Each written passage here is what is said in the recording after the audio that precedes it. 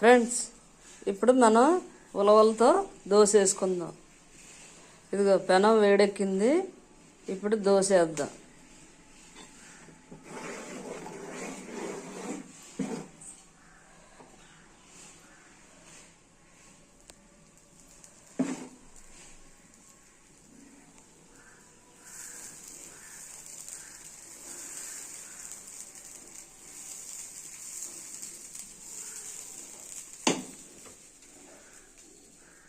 ఇదిగా కొంచెం మీడియం మంటలో పెట్టి దోశ వేద్దాం.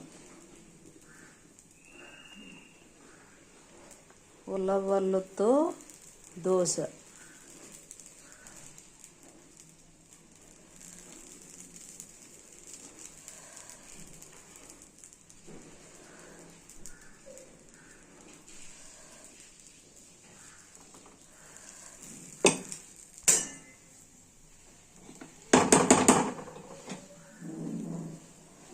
ఉలవలతో దోశ, ఆరోగ్యకరమైన ఉలవలతో దోశ, ఒంట్లో కొవ్వు కరిగించే దోశ.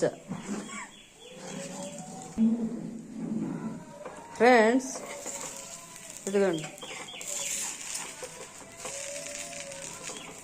అదిగా మనం రోజు దోశలు వేసుకుంటాం కదా, వాటికన్నా ఇవి హెల్దీ అన్నమాట.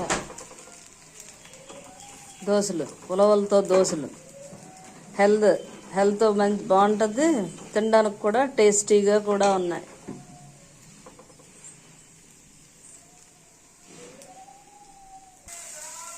ఫ్రెండ్స్, ఇదిగో ఇంకొక అట్ట వేసుకుందాం. కొద్దిగా ఇంకొక అట్ట వేసుకుందాం.